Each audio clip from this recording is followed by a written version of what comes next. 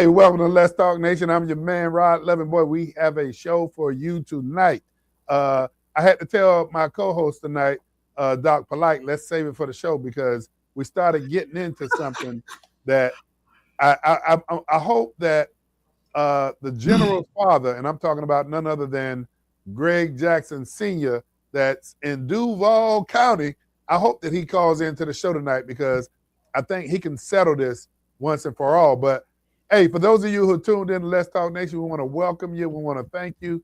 And Doc Polite, co-host and sitting in for the general tonight. What you got going on, Doc?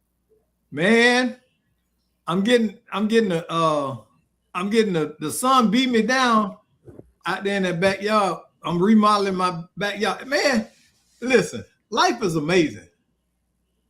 I was telling my neighbor the other day, I said, it's amazing to me. Here I am, a black kid, a black guy, born in the projects, actually talking about he remodeling his backyard. I never thought I'd be doing stuff like that in suburbia. So, life has a different gear. You just gotta live it. You gotta live it, man. You gotta put yourself in that space in that place. Yeah, and I'm spending some money back there. You know how you're the king of backyard, so. Well, hey, no, I'm the king of eliminating all that other stuff that's in the backyard because I don't mess around with them snakes. Oh, okay. Hey, yeah, you got the pergola and all that stuff, man. Come on, I just want to be able to go back there, man, and grill, put some seafood on, watch the game, do that kind of stuff. You like watching things grow and all that kind of stuff.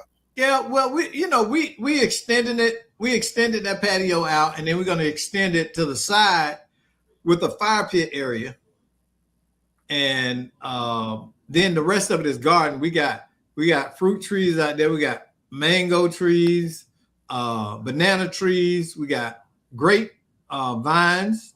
And you got a little vineyard. Yeah, I hear you, man. You got it a little bit of all. Hey, but tonight we're not going to just be talking about what's taking place around the state, around the country. We're going to talk a little bit of basketball too, and that's where I think Doc and I are going to find ourselves in some conflict. But Doc, we also have joining us that's not in front of a camera, but what do you call him, Doc? What's his new name?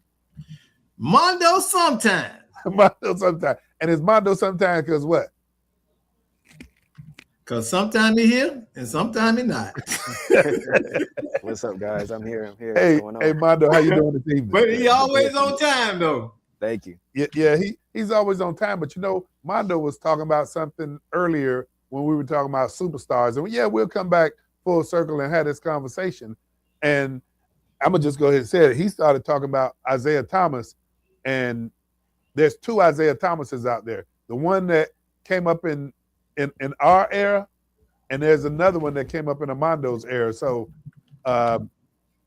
we'll find out a little bit later on about which one he was talking about. But before we go there, hey Doc, there's a lot of things taking place, man. Do you realize that Florida has almost 90 to 100 new laws that will be taking effect come July 1? I know. Hey, but it's gonna be. It's going to be something else, and the early estimates about the property tax things is $120 billion that municipalities will lose. 100, man, that's a big number, Doc. You can't be 120 billion. It can't be. Want me to tell you why it can't be? Why? Because the state entire budget is about 116 billion. No. I'm saying collectively. Okay, the last number that I saw across the state. Okay, well, you get what I'm saying? 100 million, Doc. Think about the state budget is 115, 116. No, we're not talking about budget. I'm talking about lost tax revenue from property tax. Okay, I can't get my arms on that. It'll be 100 billion. Okay. I'm thinking they're two different. They two.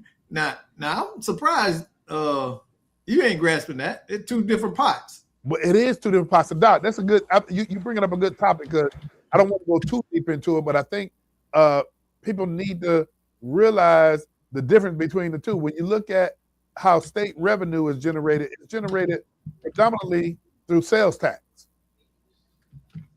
Yeah, exactly. But also fees and things like that. Yeah. Fees and sales tax. But then if you look at local municipal governments, the majority of its revenue is generated from property taxes, whether that property tax be residential or commercial. Yeah, well, I saw that this morning, and they throw out numbers, so I can't say that. Well, right now I'm looking at a number that says 8.59 billion annually. And that is around the ballpark, in the range, that I've been seeing. I saw something anywhere from 4 billion to about 8 billion. So that's in the ballpark.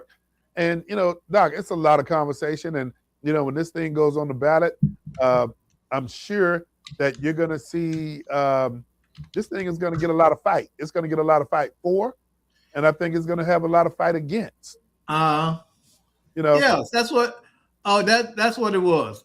Economists said, and this is in the Sentinel. Florida economists project cities and counties to lose $12 billion under property tax plan. I know I wasn't hallucinating. You said 100. Did I? You said I'm sorry, 12 billion. So you're in the ballpark. Hey, that heat, man, that heat got me hallucinating. Hey, you got to get out of that backyard. I know, right? Hey, but Doc, that is going to be. I stand corrected.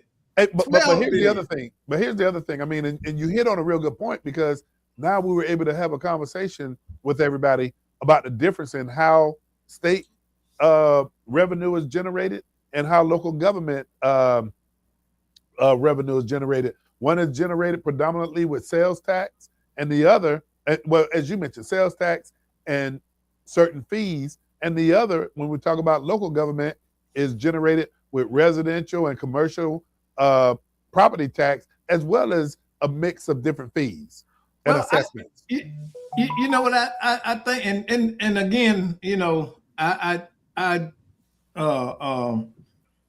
I give leeway to you because this is your wheelhouse more than mine, the legislation aspect of state government.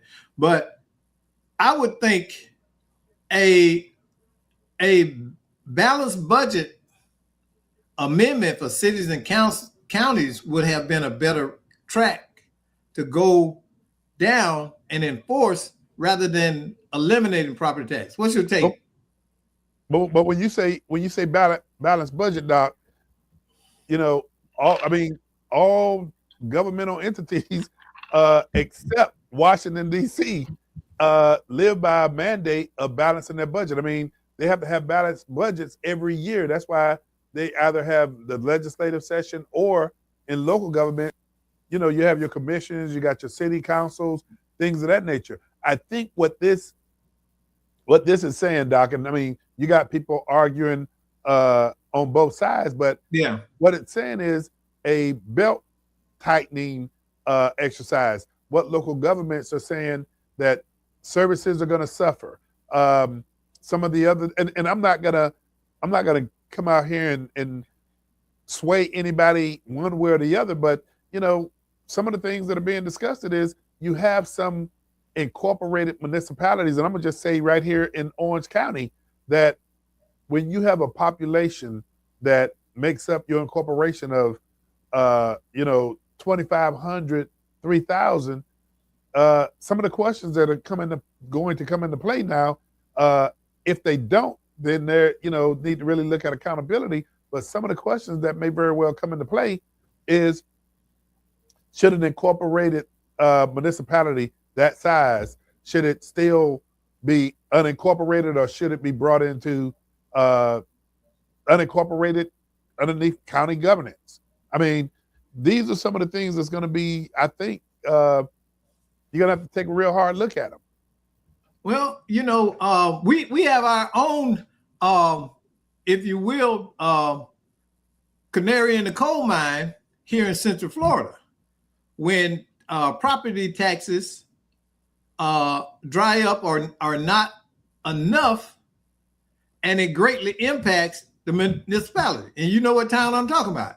Oh, yeah. Well, Okay. and you know what, Doc, respectfully, the same town that you're talking about, and we're not throwing out the names, but it especially hurts when you have the highest millage rate, not just in the state, but comparably in the country. Well, it's not, listen, it's not good management. Number one, they got a church problem. They got too many churches over there. Those churches don't pay taxes. And that's a huge problem. You know, and you know, there's a such Doc, thing as being Doc, a good So Doc, and not to interrupt you, but I'm gonna put a little meat on the bones when you say that. And again, I'm not taking sides one way or the other, but when you mention churches, people oftentimes have the traditional sense of this large institution, but you're absolutely correct. You have churches that are in homes that are off the tax rolls. And I get that. I absolutely understand that. But it's just like you would treat them just like you treat a certain segment of the population that can't afford to pay taxes. You get what I'm saying? Yeah. So there will be a level at which they find themselves paying those taxes. I'm not saying tax every church out of existence. What I'm saying is everybody needs to pay their fair share. Okay, based on what they take in and all of that. You know, if a church is only collecting, let's say, $50,000 a year, and they got their operating expenses and all of that, and it's a negative income, then of course they don't pay any taxes. I'm not advocating just forcing them. What I'm saying is balance the thing. You got churches out there that have multiple streams of income. And see, and the problem with me is it's about being a good citizen. At some point, we want to treat businesses in many aspects and institutions like people. Well, there's such a thing as being a good neighbor. If you as a entity are doing business in a municipality and that municipality is struggling, why can't you help? Why Doc, shouldn't you not help? But here's the other side of it. And Doc, I hear what you're saying, but here's the other side of it. And I don't know, Doc, and you probably have heard this terminology used before. And I will say this before I even go down that path. I'm familiar with it, but I'm not as in-depth about it. And that is, people often talk about a consumption tax as well, that you're paying based on your consumption of common areas or common needs. So, right.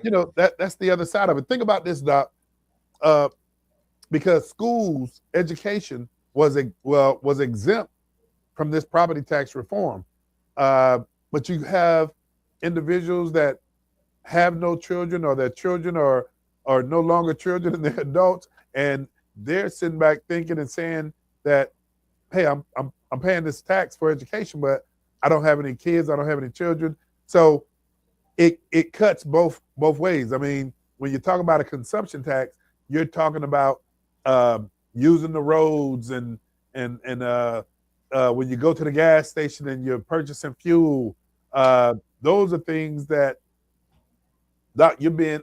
I mean, it's almost also to the extent similar to a sales tax. I mean, you're being taxed based on the items that you're buying for products. Your use, yeah.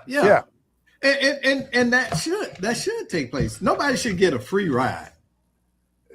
And Doc, I think nobody should get a free ride. I mean, we all need to collectively to help, because we, those church people often live outside of that community, but they use their roads, right?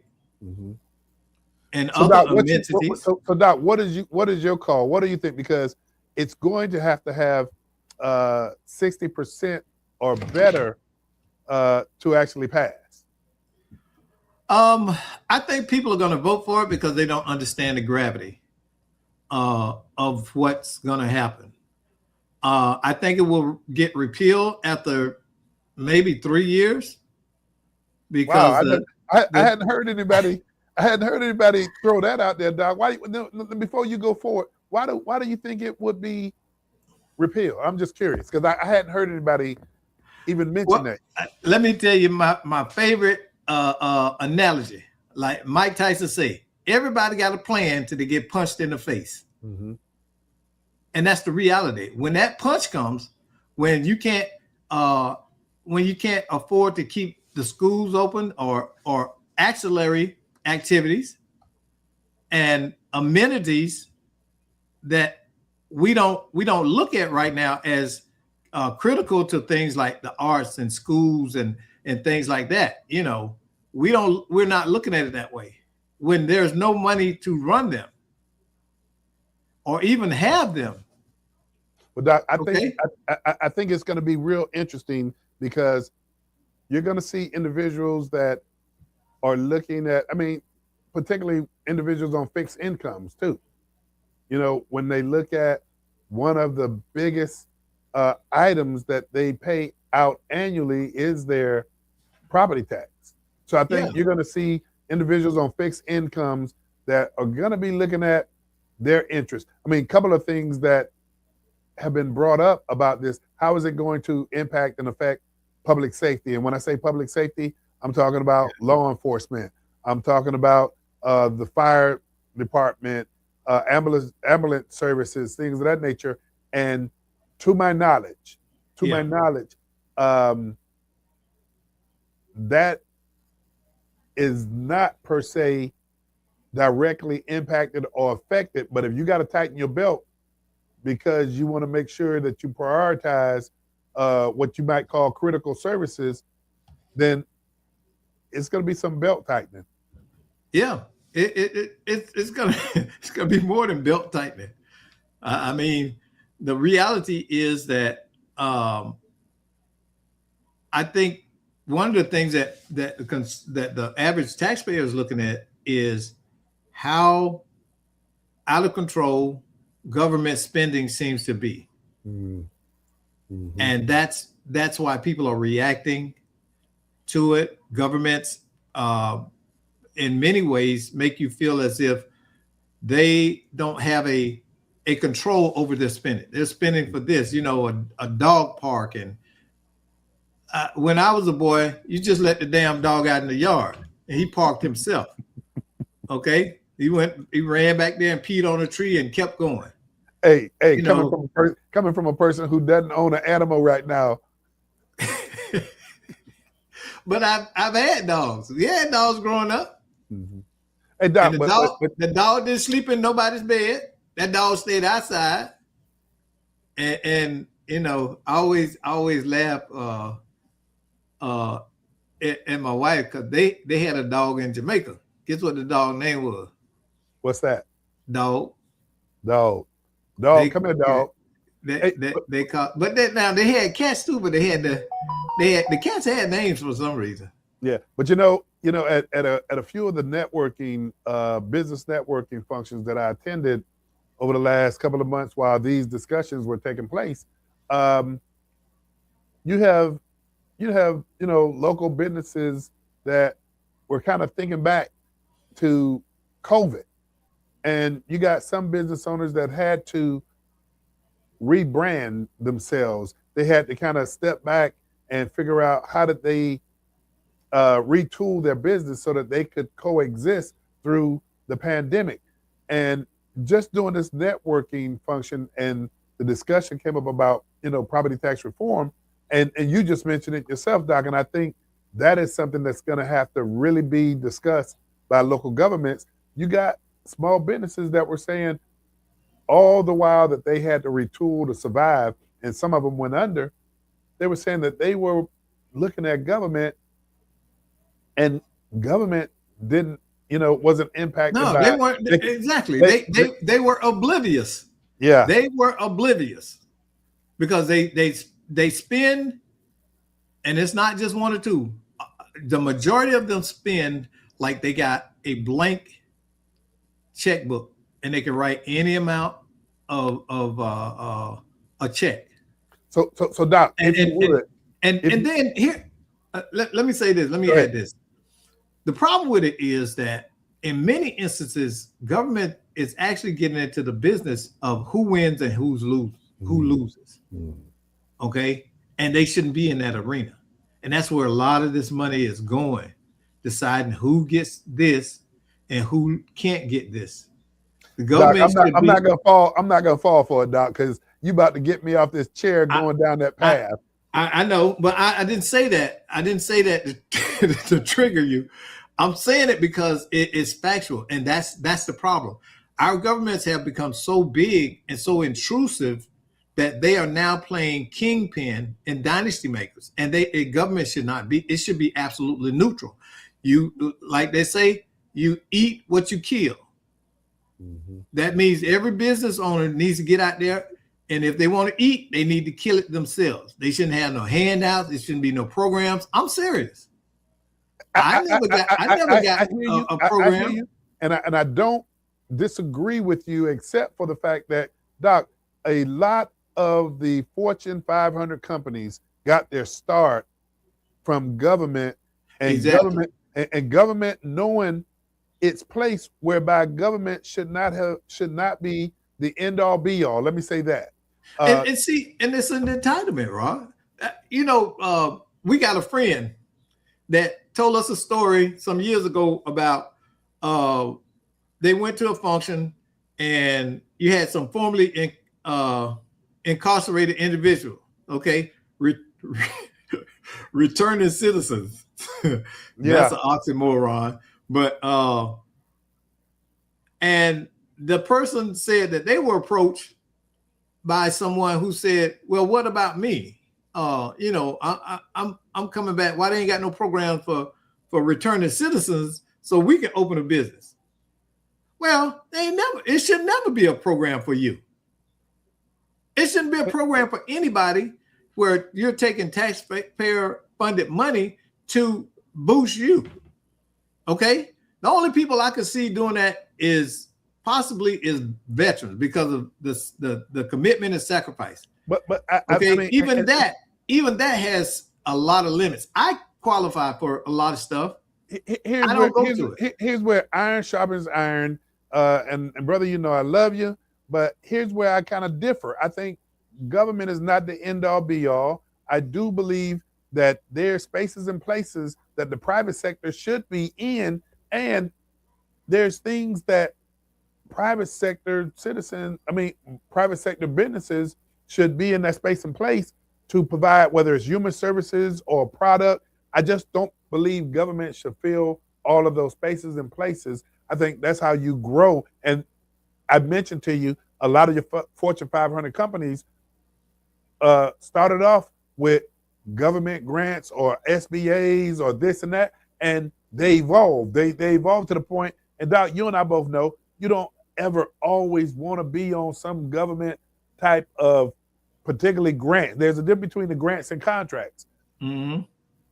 And Doc, the reason why I just have to disagree is because you have private companies out there that they're far more efficient with them getting the resources than government. Yeah, I agree with that. I agree with that wholeheartedly. What I'm talking about is the fact that government goes in to decide, and many of those choices are kind of arbitrary. They say we have a process. Then the next thing you know, XYZ company just got the contract. Mm-hmm. And they were launched 2 years ago. You've been around, Brother Mondo. I know you're listening. Doc, he's in the psychology aspect, and he's goading me into this. I'm not gonna fall for the bait because I'm not goading you into it. What I'm saying is, triggered me. Okay, well, hey, how about them Knicks, man? How about them Knicks? Let's talk about them Knicks. Yeah, because boy, you get me. Hey, so Nah, Doc. Before we get to those Knicks, you got me on the edge of my seat, Doc. You mentioned something earlier about these new laws, and I said it's about 90 to 100 that are coming out. But here's something interesting. Citizens need to know the new laws that are taking effect because you, myself, and the general, we sat here when the new speeder law went into effect. And the same day it went into effect, Doc, didn't they arrest somebody for doing, and the speeder law that I'm referring to, the 100 go to the jail? 100, yeah. And that same night we broadcast, some young person got arrested for doing 125. And before the new law went into effect, law enforcement could issue you a speeding ticket and you could go home. Now, you go 100 if you want to, the discretion is gone. You go to jail. Yeah. Don't pass go. Trust me, you know I got the rocket ship, so I'm so tempted. I'm so tempted. I saw your post. I've had it up to 132. I saw that. But that was way before that law. That's when I first bought it. So and the top speed of that car is almost 170 miles stock. So there are guys out there that tune it, they get up to 200. But anyway, but on a regular road, that's speed racer driving right there, man. That's driving whereby you got to know what you're doing, and the slightest mistake or error will kill you. Yeah, it ain't gonna be no accident. It's gonna be. You're right. And that was why I did 132 and not 140 and 150. And hey, because you have to know the limits of your skills. Okay, I'm not a hot rodder. You get what I'm saying? Yeah. I grew up around friends. I had some white buddies when we stayed out in South Florida. That's all they did: hot rods, and go to the dirt track. And I hung out with them, but that wasn't my thing. You know what I'm saying? Yeah. I wasn't getting out there drag racing. But Doc, here's something. We're having this conversation back and forth, but one of the questions that Let's Talk Nation has is: are citizens being properly educated before the law changes go into effect? And I think we can all answer that question. That no, there's nothing out there. I remember when they had the 1020 life. You remember that, Doc? Yeah. You use the gun in the commission of a crime, you get 10 years. No, you have a gun in the commission of a crime, you get 10 years. You use the gun in the commission of the crime, you get 20 years. And then if somebody is killed while you have a gun in the commission of a crime, you get life. That was something, Doc, back then was advertised before that law came out, and you knew the consequences. So there's a few, just speaking Orange County, and this is just something local when you talk about something of importance. You got affordable housing in Orange County in the Pine Hills area. Yeah. And you're talking about Emerald Villas, which is adding 90 affordable units in Pine Hills. Housing has been a major issue, particularly affordable and workforce housing. So, Doc, that's something that's taking place here in Central Florida. Central Florida storm season and flooding readiness. Doc, are you ready? Because we're in hurricane season. Yep. What do you do to get ready? Well, we have a hurricane kit, so we got the lights. We have solar generators, and things like that. We have food packed out. You say you have a solar generator? Yeah. So my solar generator will power a lamp, a fan, and we charge our phones. I laid the solar panel out there in the yard, and we got power. Okay. So this year, after hurricane season, I think I'm going to prepare to get a larger one that can run the refrigerator. And they have them out there. Yeah, but you know what? When we talk about preparedness, Doc, it's just not preparedness for. And I know you already know this. I'm just saying this for our audience, but Mm-hmm. it's not just preparedness for hurricanes. Preparedness for flooding, heat, and power disruptions that hit vulnerable families. And you talked about what you do for power, and that is interesting because solar is becoming a lot more available than it used to be. But here's some of the discussions that I think need to be had. What are our seniors, low income families, and renters? I mean, how is this information getting to them? Are they preparing? I mean, are they preparing to the level that they need to, considering, you know, we're in that time of the season? Do neighborhoods have a check-in system for elderly residents? That's another area that I think, when we talk about government playing a role, Doc, I'm not just talking Yeah. about the PSA. I'm talking about putting resources out there so that you have some feet that's on the ground, but those feet that's on the ground, educating, preparing, and assisting, you don't put them on the ground after you announce hurricane season is in effect. You put them in the ground. You put them on the ground way prior before that, and then should churches and not-for-profits become storm readiness hubs, whether it's a hub of information or if it's a hub for shelters. I mean, these are some of the discussions, Doc, that I think we need to have.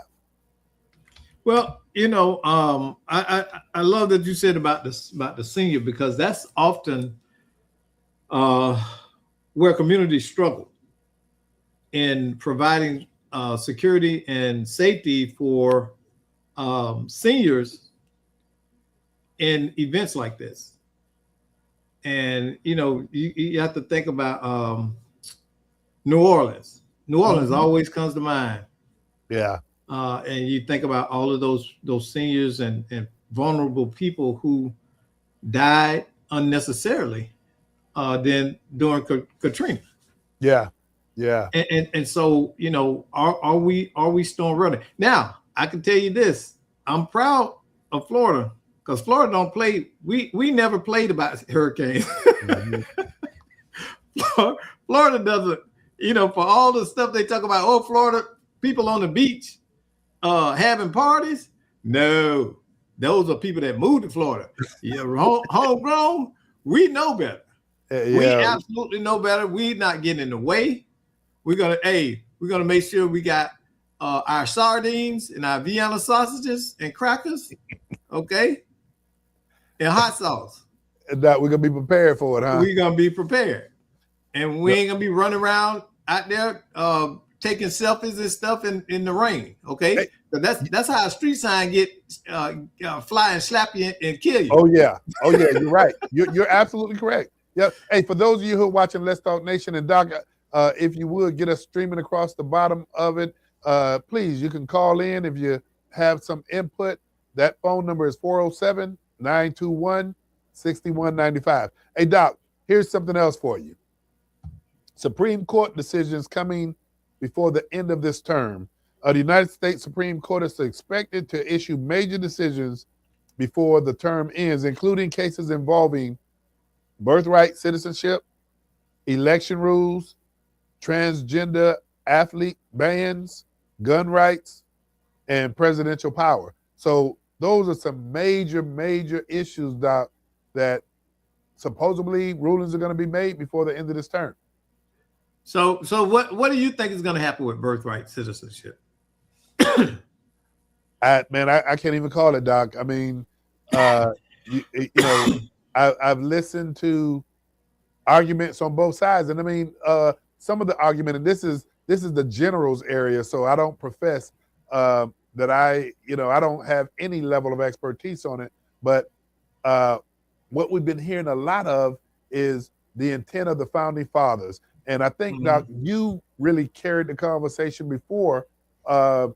When there were discussion about birthright citizenship and what its original intent was. And if you could, Doc, uh, if you're comfortable enough, go into that, because I know some of the discussions that we had here when you talk about um, how birthright citizenship originated. It was back in the slavery days, so that Mhm.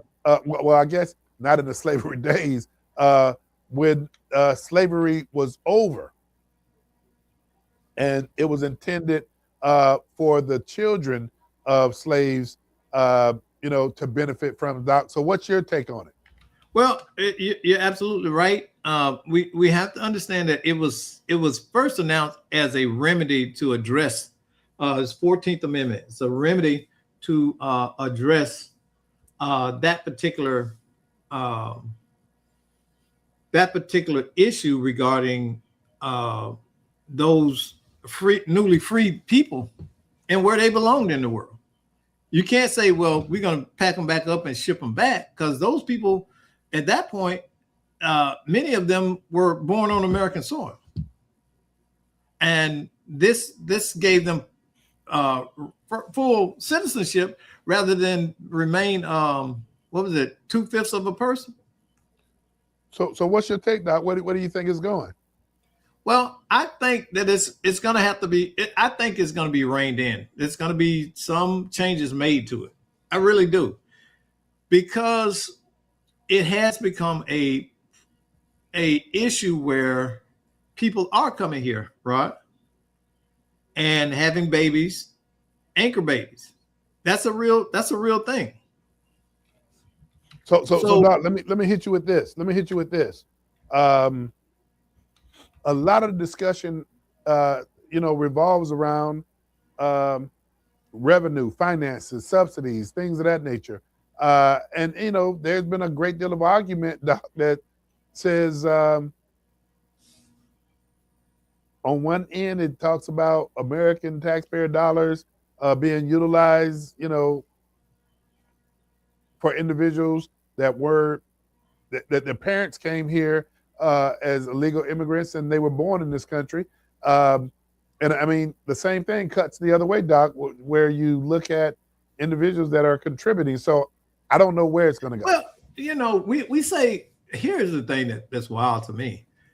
We easily say that unlawful, or I don't use the term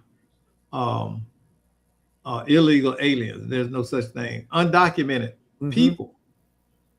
Okay, you have undocumented people here in this country, and we often hear the firebrand and the allegation that, oh, they here and they're getting our tax money. No, they're not. These people are paying taxes. If they're working, if they go to the store, they paying taxes. They pay sales tax. Okay, just like everyone else. And Doc, I don't know that it's more so the argument, because you just brought something up when you say, going to the grocery store, things of that nature, buying gas. Again, Doc, that goes back to something you and I started talking about earlier. That's a consumption.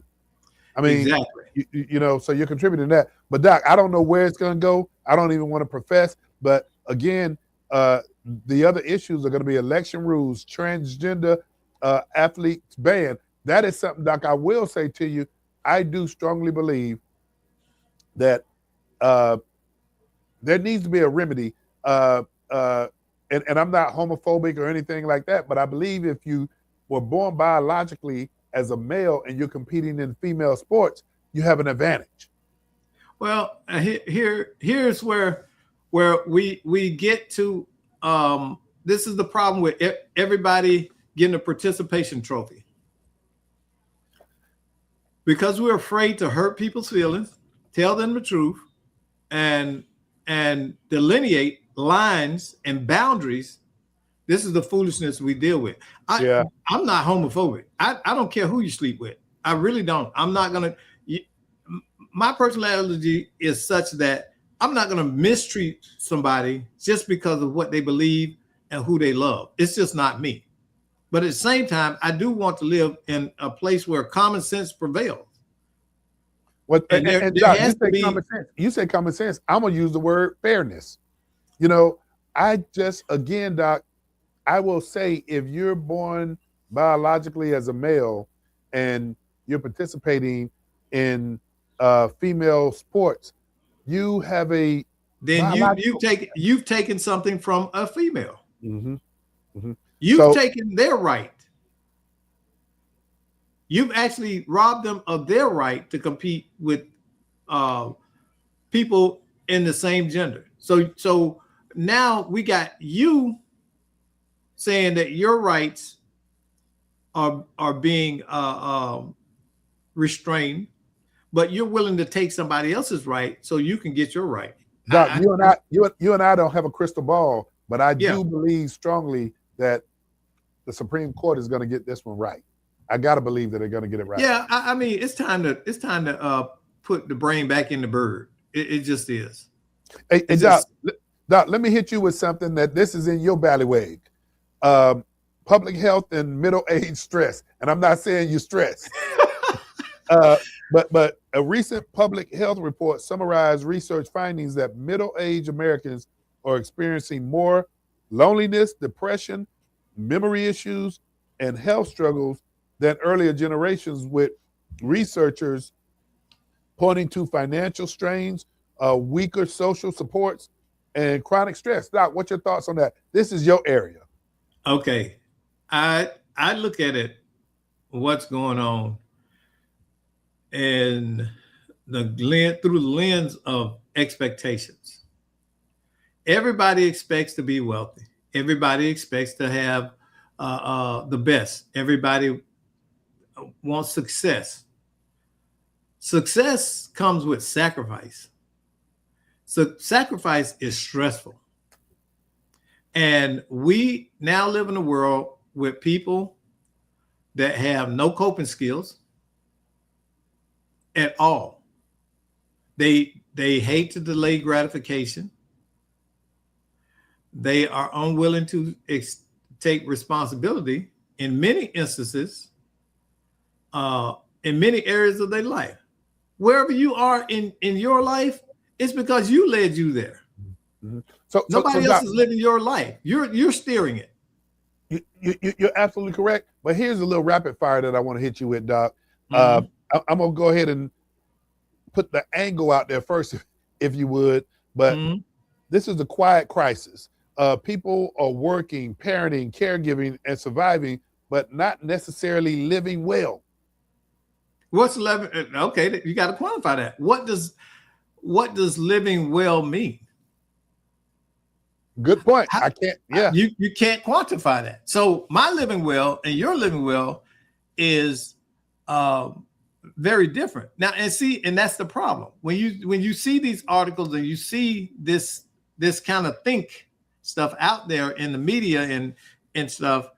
It's disingenuous because it's trying to get you to believe something that's not there. And let me do a sidebar because I saw something very interesting. And I was trying to call you last night and I saw this, and I'm going to say this because I did see it. And this person put themselves on the back end of this issue. I saw Oprah do a round table or something where people were coming on there and saying AI told them to hurt themselves and engage in self-harm and all of that kind of stuff. And for me, it's just crazy because I know how AI works. First of all, AI is, we both use it.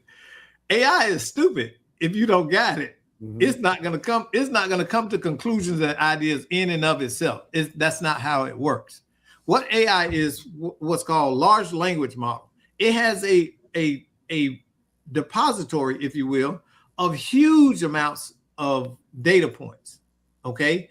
And based on the large language model, what happens is there is a weighted way in which it responds because one word usually precedes another. And it can put together what it calls a thought based on those words being joined. That's why it's called a large language model, meaning it's predictive language. You get what I'm saying? Well, the AG in the state of Florida is taking ChatGPT to court on this issue because there has been some relevant issues of young people utilizing AI to commit serious offenses, and there has been some other situations, Doc, that so allegedly AI has encouraged individuals to harm themselves. So, okay, and I get that. I see that, and that is patently false. That is absolutely patently false. It does not work that way. It's basically what you put in is what comes out. If you sit there and you keep talking about suicide and self-harm, the conversation is going to go on to suicide and self-harm. This is what you're putting in there, and but here's the thing, Doc. Let me ask you this, because I hear what you're saying. Let me ask you this. You're saying it comes down to what you put in there. I think the AG's case is focused on children having access to AI and what just almost like social media platforms, Doc. They're making the case that maybe where are the parents? Let's cut to the meat. Where are the parents? You're right. I mean, when you look, I mean, because it's a platform. It's a platform. If my mom gave us a TV, okay, got me and my sister a TV for our rooms, right? When we were first teenagers, and that's when cable was with the little slide thing. Remember that? Mm-hmm. Mm-hmm. And my mom would regularly come in there and check what we were watching. Still, you get what I'm saying? But Doc, here's the thing, and you and I and the general, we talk about this all the time. We had what you call it, Doc? We had parents then. We didn't have what you call them, Doc. I mean, we had big mama them back then. Yeah. What do you call it, Doc? You say now you got the grandmama. Yeah. I mean, yeah, the 35-year-old grandmama. yeah. So you're right. There's so much loss from a generational standpoint and a parenting standpoint that I don't know if we ever recover it. But you know what? And this and here's the huge thing that most Americans don't get. It's not racial. It's not. This bad parenting thing is not racial. It's not Correct. one group. It's all of them. It's everybody. Overindulge. Yeah. We are seeing kids who are overindulged. There are kids that literally have their parents as hostages. Well, yeah. I mean, and I don't have the answers to it, Doc. I wish I did. We talk about it all the time. But before we run out of time, we got to talk about what everybody's been talking about. And I'm going to tell you, I was sad that this ride came to an end the other night when the Knicks, I love how the Knicks was playing. I just wanted it to last longer because we never seen a series that had this much excitement. And Mondo Sometimes, Doc and I want you to chime in on this because, Doc, we were talking about, and I told you, Jalen, he is a superstar, the point guard for the Knicks. He's a star. But when I say, John Burns, the mistake people make thinking AI is real human and can make decisions for us, we think it can be responsible, what it isn't. And he's right. Thank you, brother John Burns. Right. Matter of fact, we need to reach out to him and have him come on and talk about the Carmelo you said that Anthony. last week. You called Brother Burns. You said it last week. But let's I got to get a hold of you. I got to get a hold of you, John, because we really want to. Now we don't want you to go in the classroom. We want the human aspect of what that case meant.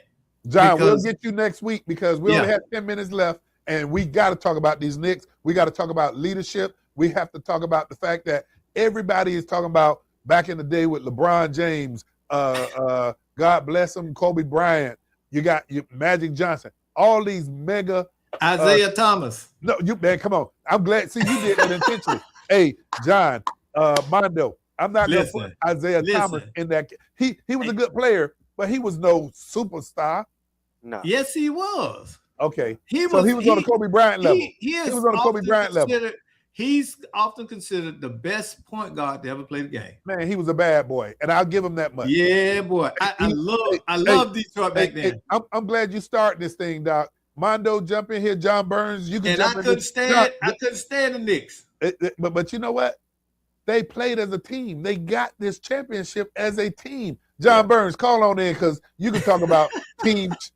Hey, I was hating. you know, because I was hating the whole time. What'd you say? What'd you say, Mondo? I was hating the whole time. I was hating the whole time. I was sitting there watching it in despair. So you was going. I never. It was one window where I was a Knicks fan. For one postseason, and that's when the Knicks played the Bulls, and John Starks dunked on Jordan. But hey, he was a baller. Hey, that was the best. That was the best series. Okay, so Doc, let me ask you this question, and I know when you talk about Starks, would you put Starks in that category of being? No, not even close. So you're helping me make my point, and my point. No, I'm not, because Starks was not on an Isaiah Thomas level. Okay, well, Thomas won. Let me say this. My whole point, because people who are listening to it, my whole point. Doc will come out with receipts, right? The Knicks won this championship as a team. You done had NBA owners. I'll give them that. I will give them that. NBA owners that tried to buy championships. When you looked at stacking a team with Dwayne Wade, LeBron James, I can't remember who the big three was for the Miami Heat back then. Then you had Shaq and Kobe, and he did get one. Didn't Shaq get one with Kobe? A championship? Yeah. But he got two, I think.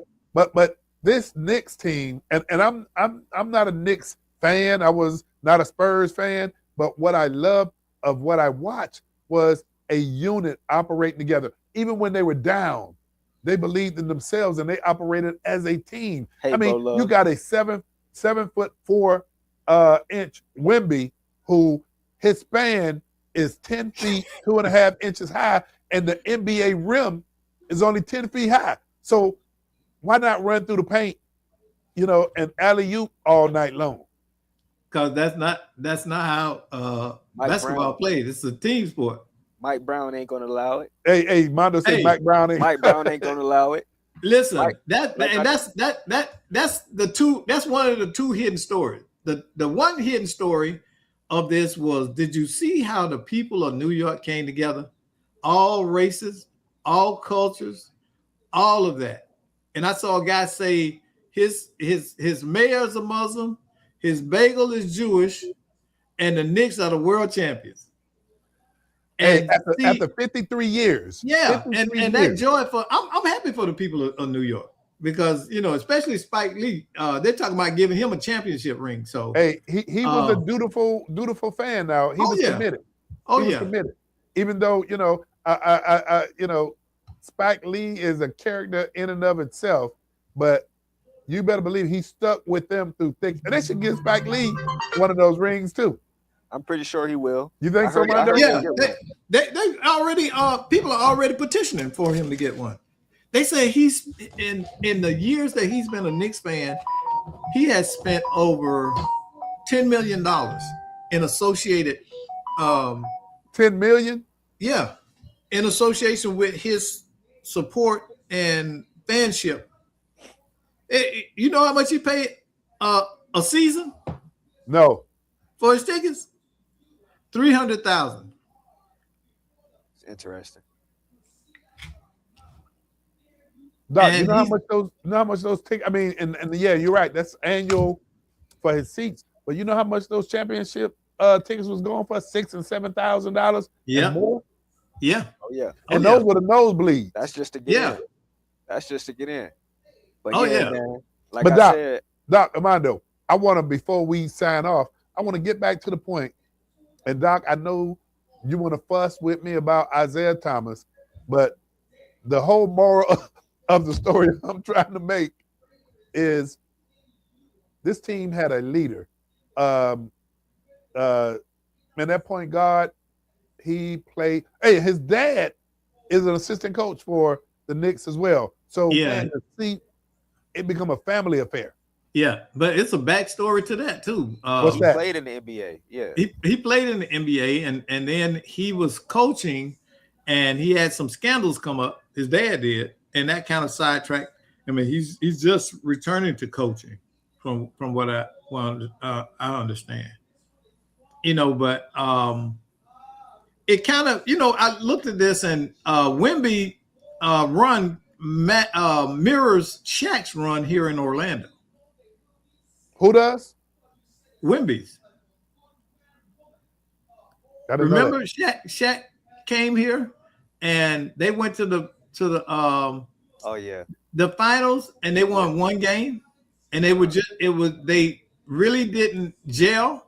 They were still a young team, and the Spurs are a young team, but the Spurs are a winning organization. They have a culture of winning, and I think that if they don't make these some drastic change, they have a nucleus of a team that can be like Tony Parker and them.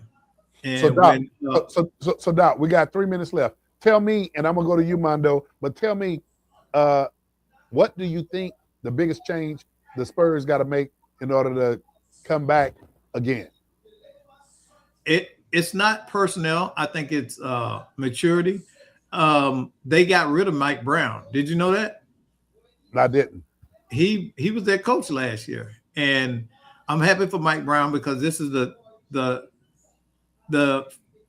fourth time he's been at the precipice, and they push him out, and then the teams usually win. Now he went to New York and won against his former team. Well, And okay, so Doc think it's maturity. Amanda, what do you think it is? I think they need to stop being sore losers. But you heard what he said, Mondo?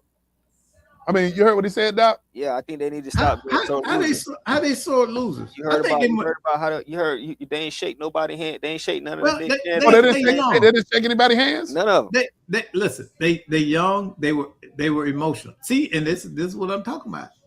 People can't regulate their emotions well anymore. Right, and now, and you know who even pointed it out? Draymond even pointed it out. The worst one on the court. He even pointed it out. He even had a problem with it. But me personally, I think it's time for a lot of players on that team to get paid. So it's going to be some changes that happens, and I just hope that they're ones that can benefit them in the long run. Okay, so Mondo, I heard you, I heard Doc, and for 1 minute, I'm gonna just tell you, and it's not even gonna take me a minute. Doc, you said maturity with the Spurs. Mondo, what was yours again? And be real succinct. Just growth, you know what I'm saying? Development. Okay, grow, develop. So you and Doc are basically saying the same thing. And here's what I will say. I will say both of you are correct. I agree with both of you. But here's the other thing I'm gonna say to both of you. Every year, there's talent that's coming out of college. There's superstar talent coming out of college. And every year, even the talent that's on these teams are continuing to grow and mature. So I can't just say the Spurs can get back to where they're at today based on just maturing, because you got other teams maturing too. So that's my spiel on it. I think it's so competitive out there, Doc and Mondo, that I think it's anybody's chance. But let me ask you this: do you think Wemby is a once in a generation talent? I do. Well, when you look at the height, come on, Doc. I mean, I know, but still, the boy has a great basketball IQ. I mean, Doc, he does. He knows jiu-jitsu too. You know, Yeah. Hey, fellas, I told you and Mondo, y'all don't look at no clock. I told y'all this. Hey, you started with the jiu-jitsu. Hey, Rod, you went to the jiu-jitsu. Doc done. I'm a jiu-jitsu us right Mondo, off this show see how tonight. you do us. And I told y'all this before the show started. But hey, for those of you who tuned in to Let's Talk Nation, these cats do this to me all the time. You got brother Doc Polite, who's always on top of his game, and you got Mondo sometimes. And Mondo sometimes I tell you, this cat stay up with the stock market and everything else. We appreciate you, Mondo, for keeping us in tune, especially with SpaceX. But to the listening audience, we're going to keep this train on time. Tune in next week, same time, same place. And Doc, Armando, y'all don't have to go home. But you got to get out of here. We'll see y'all next week on Let's Talk Nation.